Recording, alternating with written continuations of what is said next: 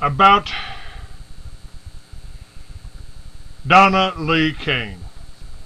Donna Lee, one of the reasons I'm a little discombobulated today, took me a little while to get my coffee, is because I stayed up talking with Donna Lee Kane till 4 o'clock in the morning. And on the website, right below Burning Boxes, John Nutter's website, is the detailed complaint to Attorney General Holder regarding the murder and cover-up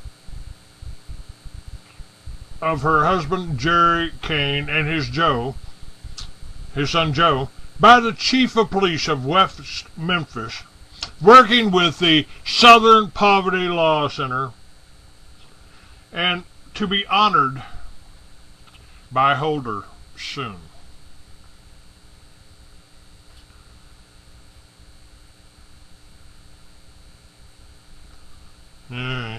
Checking on the chat rooms.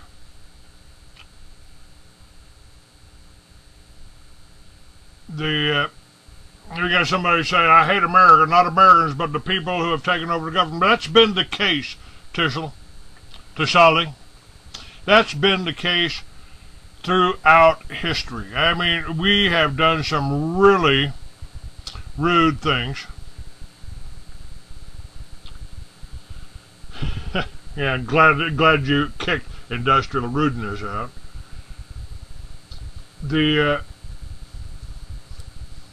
We've done this throughout our history and throughout world history. They go after people. They demonize people. They try to paint the Germans as bad people. I mean, come on. The Germans weren't the force behind Hitler any more than the Americans are the force behind the neocons. And this is what is happening. Now, I was just getting ready to work on an article that I'm entitling A Conundrum. You guys know what a conundrum is? A conundrum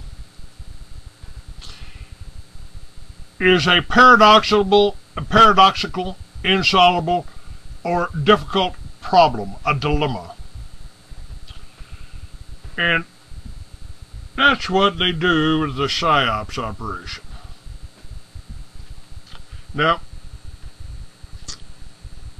Jerry Kane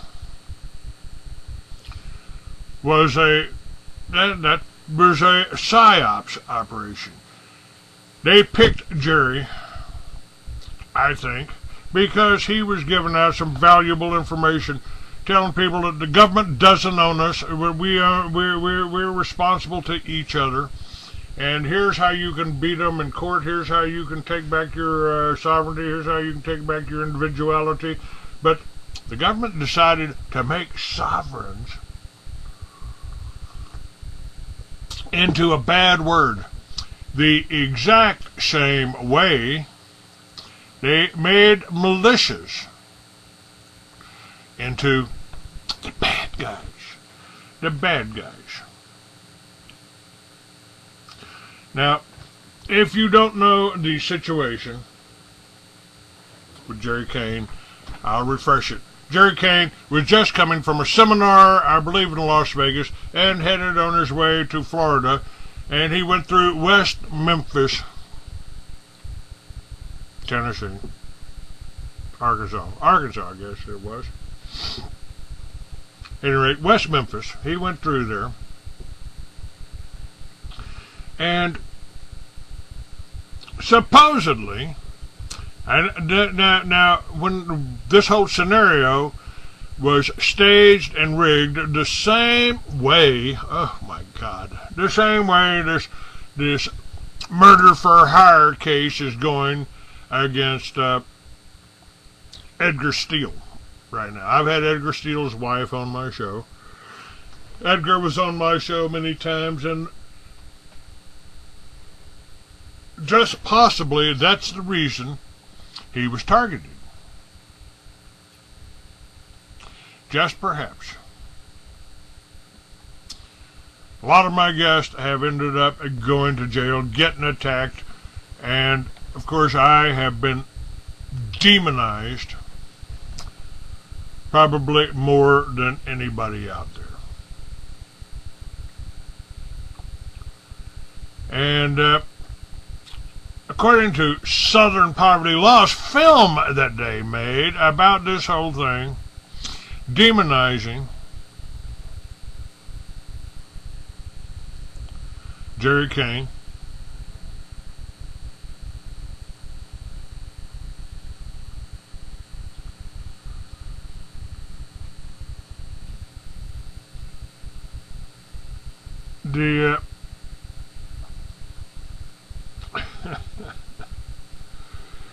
so, with me, it was over the militias. I started the militias. I was encouraged by it, and I started the Free American. So I started getting information out there. I started getting information out there with the Free American magazine. And, of course, they came after me. And you can read my whole story in my book, Mystery Babylon, how they tried to take me out, how they tried to kill me 2 or 3 times in the hospital. But Jerry Kane was giving lectures. He was on his way back, and supposedly he was stopped by some police and in west of Memphis, and the police were shot. And Southern Poverty Law tried to paint Jerry Kane as the bad guy. Jerry Kane and his teenage son, Joe.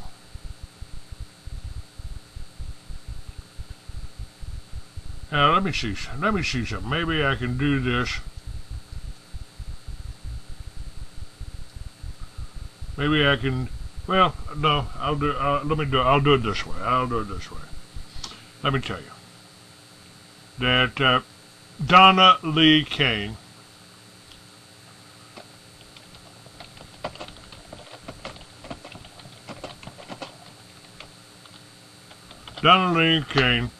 is an extraordinary woman, and she didn't buy into it. Cindy Steele didn't buy into the propaganda. The police came to her and said, "Oh, your husband," to Cindy Steele, "oh, your husband was planning to murder you. He hired a hitman to murder you. And look, there's some bombs in your cars. Yeah, see how." And there was bombs in the cars, and the guy did plant them. The snitch that tried to say he was a hitman stole $50,000 worth of silver from Edgar Steele and his wife, and then ran to the FBI and said he gave me $10,000 in silver to kill his wife. Now this guy is going to, he's in jail right now. He's going to trial, but so is Edgar. That ain't right.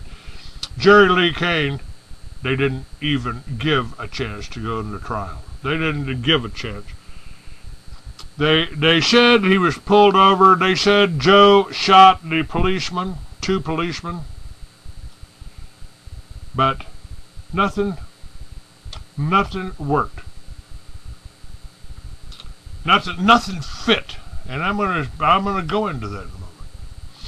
So a little ways down the road, they pulled into a Walmart parking lot. They were stopped by a Fish and Game.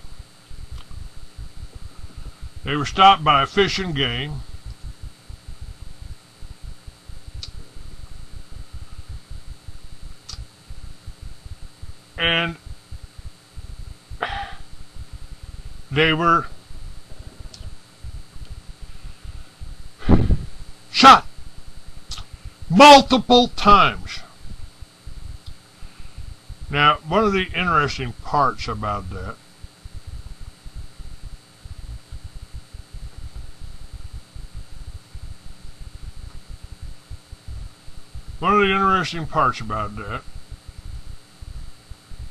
is Donna just got, this has been a year ago, they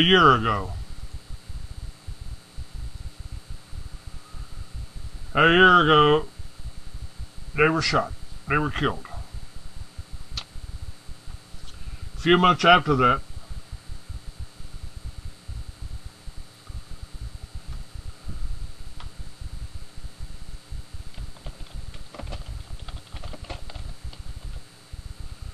Get those idiot trolls out of our room. And Viva Mexico, go back to Mexico, Pappy. To hell with them. Get them all out of my room. I don't even want to see their names up there. We're trying to talk about something serious here, and you've got, yeah, I'm a racist. Yeah, some of my best friends are Mexicans, you dumb shit. Okay. Yeah, and I can say that because I'm on my own channel. They can't kick me off. The FCC can't kick me off. And you certainly, yeah.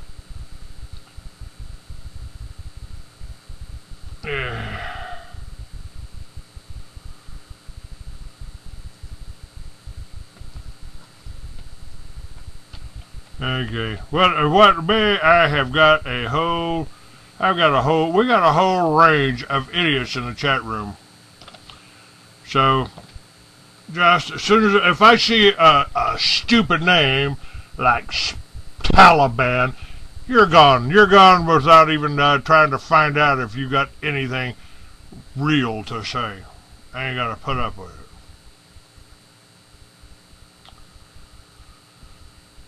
Now, back to Donna Lee Kane.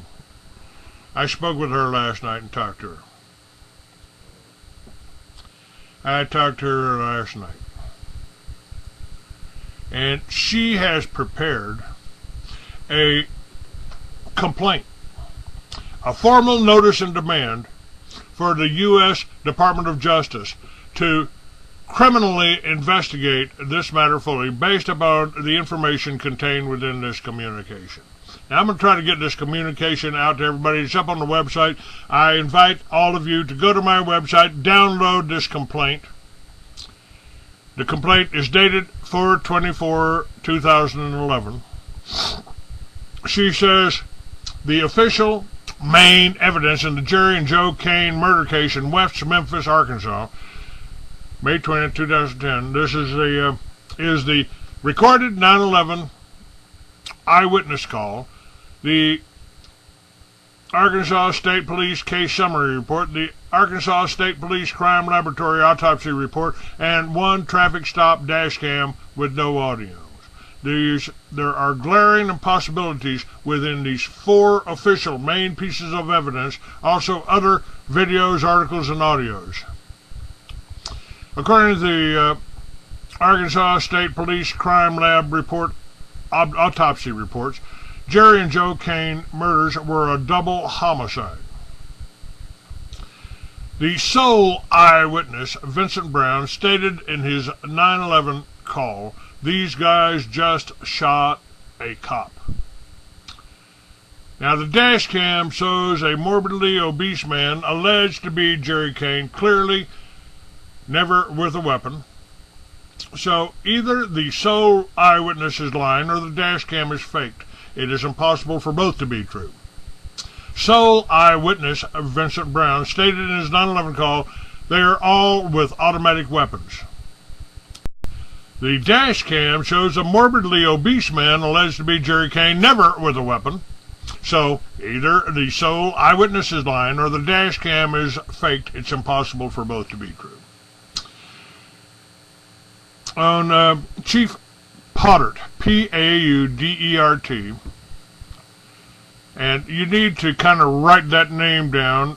He's the police chief from West Memphis. This is a little podunk town in Arkansas. He did a commercial appeal video interview, and I believe that was with Southern Property Law. He said his officers, Bill and Brandon, had them out and were talking to him, Brandon on one side, Bill on the other, talking to them when the guy in the back started shooting. The dash cam never shows both of the Kanes out of the vehicle at the same time being talked to by Bill and Brandon. This describes a completely different scene with three or more individuals having nothing to do with the Kane. So either Chief Paudert is lying or the dash cam is faked. The sole eyewitness states that the killers took the license plate off at the traffic stop. The dash cam shows that the license plates were never taken off at the traffic stop, so the sole eyewitness's line or the dash cam is faked. The crime lab autopsy report states that Jerry Kane had a slightly obese abdomen. 41 days later, a dash cam appears displaying a man with a morbidly obese abdomen who is not Jerry Kane Jr. So either the ASP Crime Lab autopsy report coroner is lying or the dash cam is faked. It's impossible for both to be true.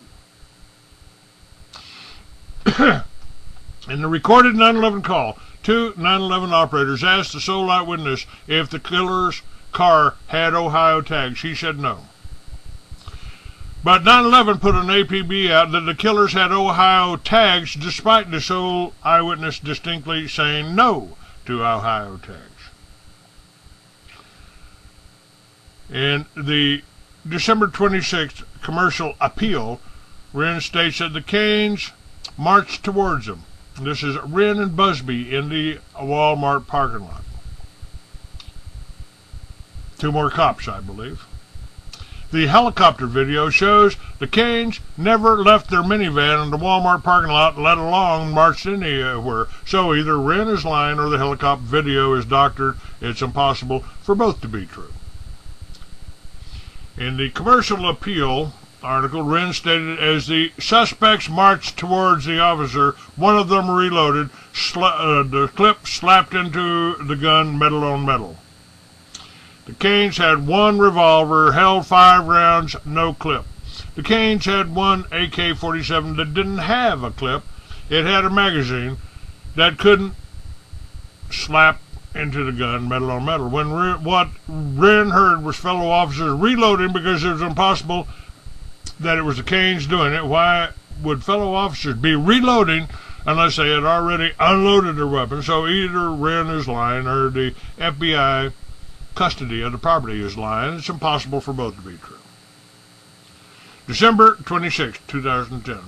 Commercial appeal article, Wren stated, suddenly a swarm of officers shouted to Wren and Busby, get down, get down, get down to the ground.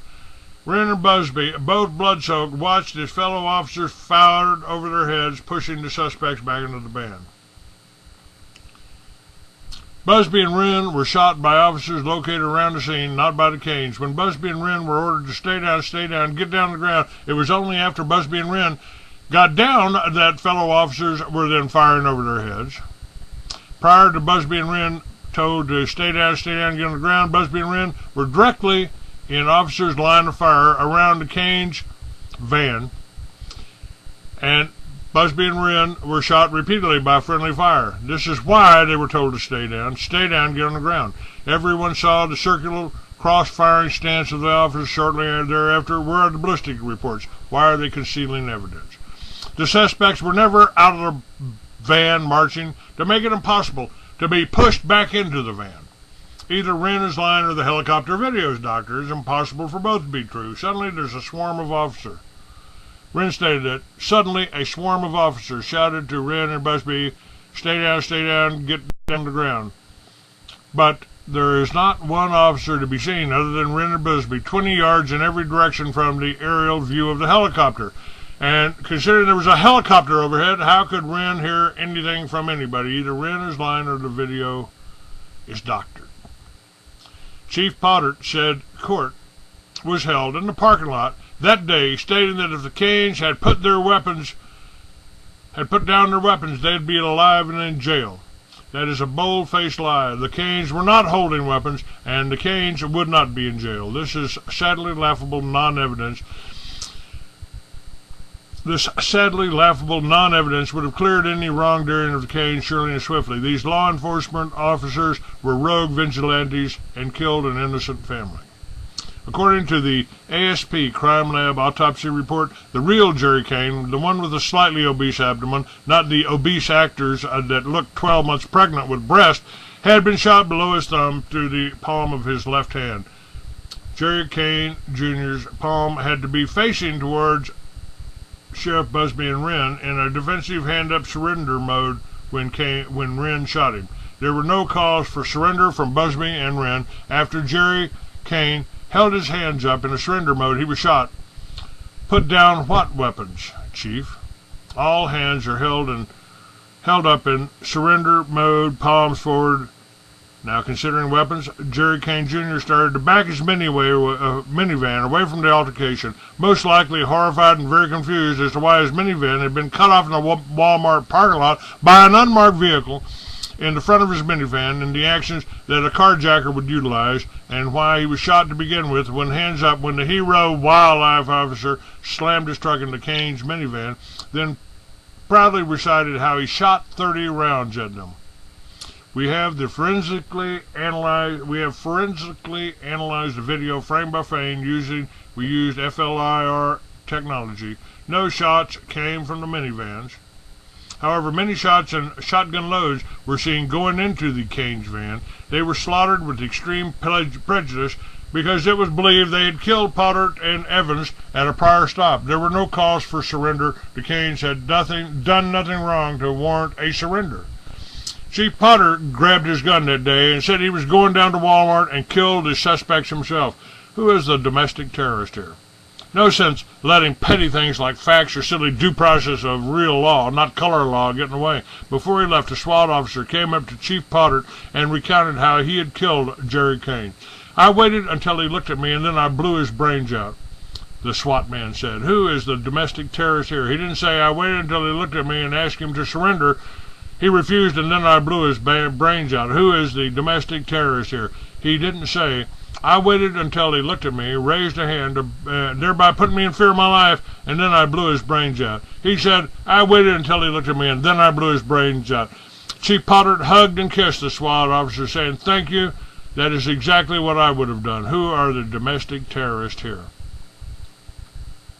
Again, no call for surrender ever came. Neither Jerry nor Joe Kane raised a gun nor a rifle to anyone that day, nor any other day ever. Vigilante justice is illegal and precisely unlawful, precisely because of horrific and unimaginable injustice such as this. As printed in the Commercial Appeal article dated April 17, 2011, Chief Paudert goes on to tell other officers that the Kanes were sovereign citizens, showing photos of their dead, bloody, bullet-ridden corpse on a giant screen, calling them scum and vomit. No word is too vile to describe them, he said.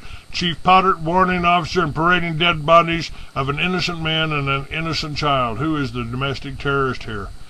And an obvious effort to be on the defensive, because he knows once he stops his vile lies, the cover-up falls like a house of cards. He will be forever known as a murderer of innocents. This is his legacy. Okay, let me see what else is happening here.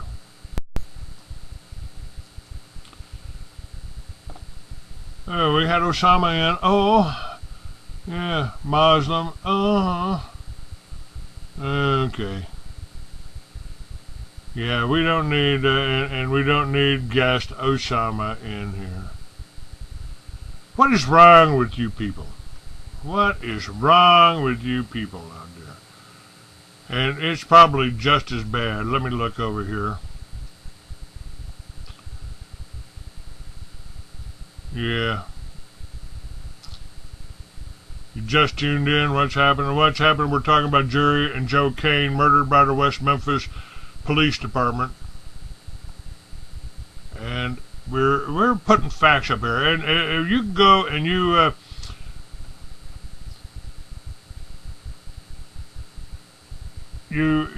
can read this whole complaint. Now, this is being sent by priority mail today to Eric Holder. West Memphis, no, not Memphis, Tennessee, Brock. West Memphis, Arkansas. Little Paudert town of about 28,000. And frankly, Donna is frightened. She's worried. She filed herself. She doesn't have an attorney.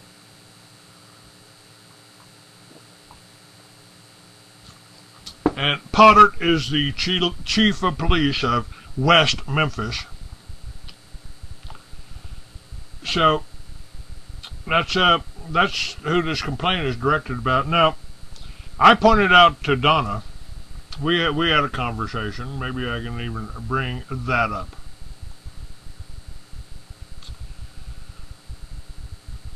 And this will be part of the article that I'm working on.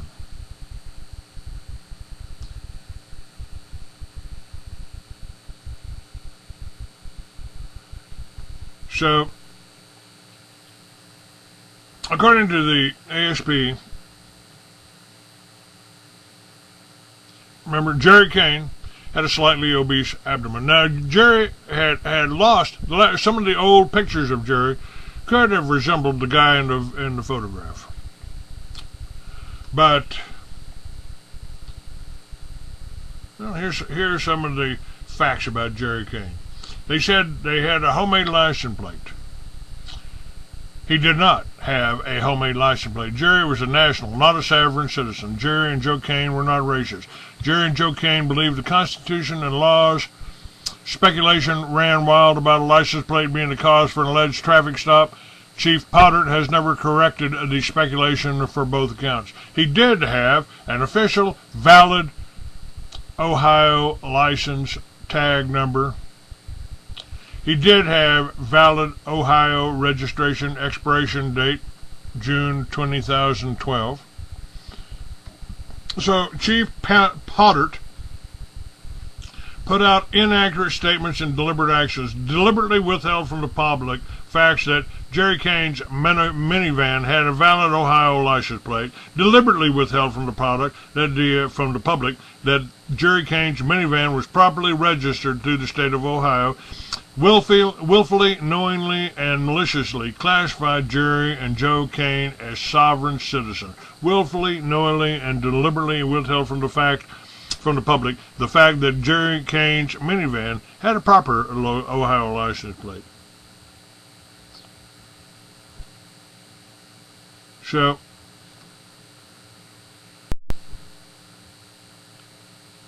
he also willingly, knowingly, and deliberately alludes to yet another untrue allegation that Jerry and Joe Kane were racist.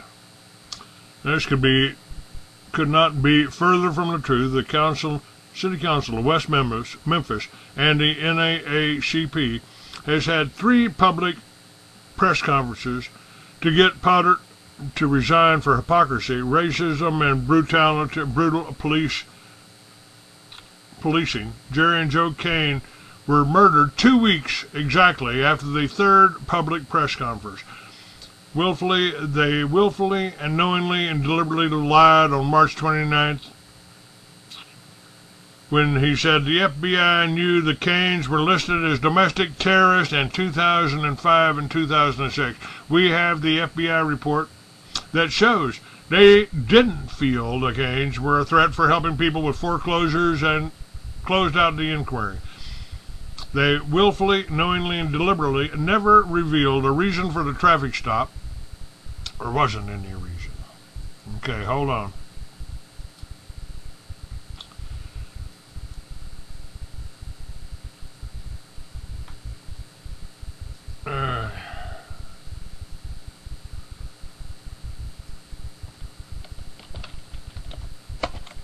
And I'm not a racist either. Some of my best friends are Mexican families.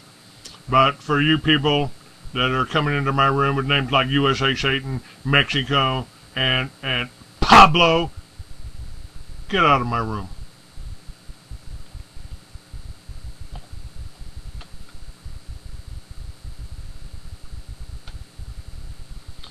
Yeah, I'm testy. I don't like people coming in here. I don't like invaders in this country. I took an oath to defend the country. So, Pablo, get the hell out. Thank you very much.